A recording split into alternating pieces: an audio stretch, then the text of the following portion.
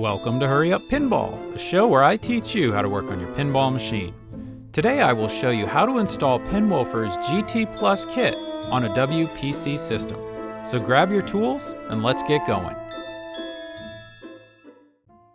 Here is a look at the items that come with the GT Plus Kit.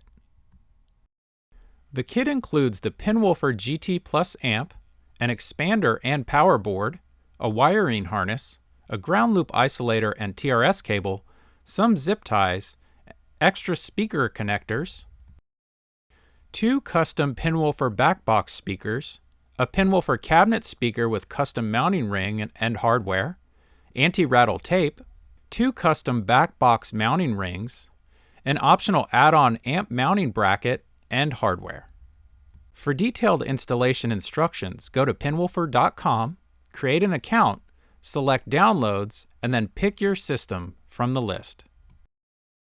To begin this installation, unplug the pinball machine, open the coin door, grab the back box keys, remove the lockdown bar, and remove the playfield glass. Now unlock the back box and remove the translight. Since we will be raising the playfield during this installation, install cabinet protectors if you have them. Then raise the playfield and rest it on the ends of the support brackets. Now grab a small towel or blanket, lay it over the rails of the pinball machine, and remove the speaker panel and place it face down. Make sure the speaker panel doesn't slide away, as this will put tension on the connected cables. With the speaker panel removed, lift up on the locking mechanism for the backbox light board and fully open the back box so you have access to the boards. Next, grab the PinWoofer wiring harness starting with the end seen here, and feed the harness into the hole in the bottom of the back box. You want to leave about 3 feet of excess cable hanging off the side of the pin in order to make the connections in the back box. Now reach through the coin door and feed the wiring harness out of the coin door. You should have about 2 feet of excess cable hanging out of the coin door. You want to leave about 12 inches of slack in the back corner of the pinball cabinet to make sure there is slack in the cable for lowering the head on the pinball machine. At this time, use a zip tie to secure the PinWoofer wiring harness to the mounting ring in the bottom right corner of the back box. This is to make sure there is enough slack so you don't put stress on the connection points in the back box. This also anchors the cable so there will be slack in the cabinet for lowering the back box head. Here you can see where I anchored the wiring harness with zip ties. Don't forget to clip the excess zip tie material. Now it is time to remove the stock speaker connectors as seen here. These connectors are located at J504 and J505. Unplug these 2 connectors at this time as they will no longer be necessary. Next, unplug the factory connector located at J106. Grab the PinWoofer power board and plug in the 2-pin connector from the PinWoofer wiring harness to the 2-pin connection point on the new power board. Make sure to double check the orientation of the 2-pin connector so that it locks into place properly.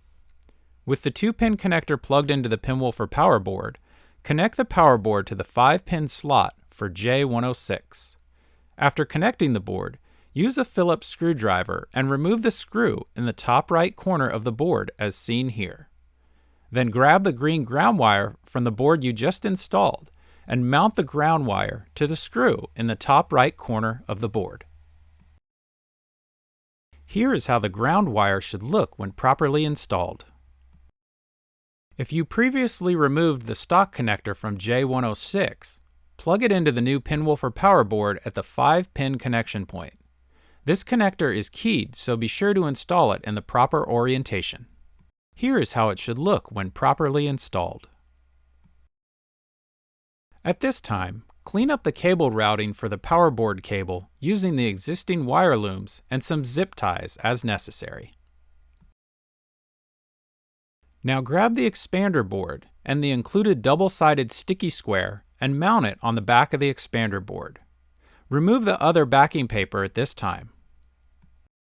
Now take the expander board and mount it in the back box as seen here. Here is how it should look when mounted in the back box. Next, take the short TRS cable included with the ground loop isolator and plug it into the expander board.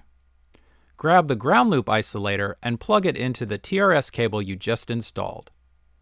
After installing the ground loop isolator, grab the TRS cable from the PinWoofer wiring harness and plug it into the other end of the ground loop isolator. Use the existing wire looms to route the TRS cable. Here is how it should look when properly installed. Now take the audio cable wiring harness included with the PinWoofer kit and plug the single end into the expander board. Make sure to observe proper connector orientation. Take the double end of the harness and plug the two connectors into the corresponding J504 and J505 connection points on the audio board. The cables are labeled for easy identification. This connection point is directly above the power board you just installed. If you need more space to make the connections for J504 and J505, gently remove the power board temporarily and reinstall it once the connections have been made. Here is how the connectors should look when properly installed. Here is another look at the audio connection from the expander board to the audio board. At this time, clean up the cable routing in the back box using the wire looms and the supplied zip ties. Move over to the speaker panel and using a Phillips screwdriver, remove the 4 screws holding on the stock speaker. You will also want to remove the audio cable from any wire looms on the speaker panel. Use your nut driver to remove the other 2 screws holding on audio speaker hardware. Next, move over to the other speaker and remove the 4 screws holding on the left speaker. Again, be sure to remove any audio wires from the stock speakers from any of the speaker wire looms. At this time, completely remove the stock speakers from the pinball machine. If any of the audio wires are still routed in the back box, gently remove them. Once the speaker wires are completely removed, tidy up any cables in the back box and then close the back box light panel. Grab the larger of the 2 included speaker mounting rings and using the supplied hardware, install 1 tension ring on each of the 4 screws and then mount the speaker ring as seen here using your Phillips screwdriver. Make sure these screws are snug, but do not over-tighten them. Here is how the right speaker mounting ring should look when properly installed. Now it is time to install the speaker ring on the left side of the speaker panel. Grab the longer screws included with the PinWoofer kit, position the mounting ring as seen here, and place the new PinWoofer backbox speaker on top of the mounting ring in the orientation seen here. Use the longer screws to mount the speaker and ring to the speaker panel. Make sure the screws are snug, but do not over-tighten them. You can mount the existing ground wire from the old speaker to the bottom right screw for the new speaker. This will keep the old ground wire out of the way. Here is how the left speaker should look when properly installed. Next, install the other speaker at this time, making sure to observe the proper orientation. Using the supplied hardware, place 1 washer and 1 nut on each post and tighten them down. Here is how the right speaker should look when properly installed. Now take the audio connectors labeled right on the PinWoofer wiring harness and connect them to the new speaker. The blue wire should connect to the positive terminal and the black wire should connect to the negative terminal. Be sure to hold the terminals while connecting the cables so as not to damage the terminals. Repeat this process for the left speaker using the 2 remaining audio connectors from the PinWoofer wiring harness. Again, make sure to connect the blue wire to the positive terminal and the black wire to the negative terminal.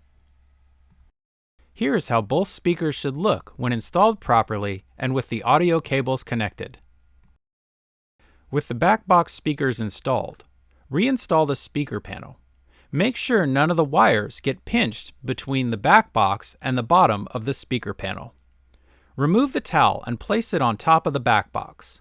Remove the pinballs from the machine and fully raise the playfield at this time. Next, double check that there is about 12 inches of slack in the back of the pinball cabinet and that the wiring harness is fed down the right side of the pinball cabinet as seen here. You can use the existing wire looms to secure the PinWoofer wiring harness. Unplug the 2 audio cables leading to the stock cabinet speaker. Then use your nut driver to remove the 4 nuts holding on the cabinet speaker. Remove the cabinet speaker. PinWoofer also recommends removing the speaker grill as it may rattle with the new PinWoofer system in place. At this time, grab the cabinet speaker mounting ring and place it on the existing posts as seen here.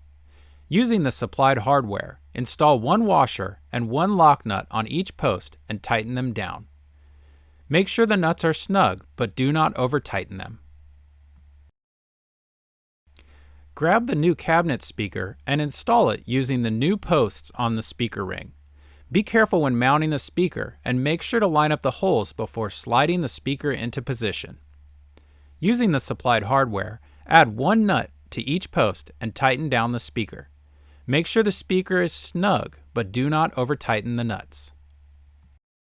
Now grab the cables labeled sub from the PinWoofer wiring harness and connect the red wire to the positive terminal and the black wire to the negative terminal. Here is how the cabinet speaker should look when properly connected. Now it is time to install the amp mounting bracket if you purchased this add-on. PinWoofer recommends against mounting the amp to the side of the pinball cabinet. I chose to mount my amp bracket using very high bond double-sided tape. You can also mount the amp bracket using the supplied screws. If you are not installing the amp mounting bracket, PinWoofer recommends disconnecting the amp prior to moving the pinball machine. At this time, grab the PinWoofer amp and connect the 3 wires you previously fed out the coin door. Connect the amp power cable, the TRS cable to the jack labeled input, and connect the pinned connector. Double check the orientation of the pin connector before installing it. Here you can see how the amp will look when properly connected to the PinWoofer wiring harness.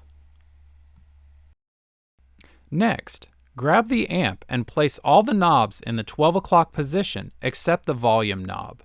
The volume knob should be placed in the 3 o'clock position. Place the amp in the mounting bracket and move the excess cable to the front of the pinball cabinet. Here is how the amp should look when mounted in the amp bracket and properly connected. With the amp installed, completely lower the playfield, install the pinballs, remove the towel from the back box, reinstall the translite, and remove the cabinet protectors. If you are planning to install the anti-rattle tape on the playfield glass, do so at this time. Now install the playfield glass and lockdown bar and then plug in the pinball machine. Next, open the coin door and remove the amp from the mounting bracket, then place it on the playfield glass and turn on the pinball machine. Before you begin adjusting the knobs on the amp, make sure to set the coin door volume to 12. When adjusting the volume on the game, you will use the volume knob on the amp and not the coin door volume buttons. Hit the start button on the pinball machine and begin adjusting the knobs on the amp until you get the desired sound. The coin door will still be open, but play a few games and adjust the knobs as you play. If you have a white pin on the inside of your coin door, you may need to pull out the pin in order to get high voltage to flow. Once you find a setting that you like, be sure to upload it to the PinWoofer blog. You can also check the PinWoofer blog for recommended settings for various games. Once you find a setting you like, place the amp back in the mounting bracket and then close the coin door. Be sure to play a few test games to double check your work. This is Craig with HurryUpPinball, and I wanted to say thank you for watching. If you enjoyed this video, show your support for HurryUpPinball and click the subscribe button. We can also be found on Facebook, Twitter, and Instagram under HurryUpPinball.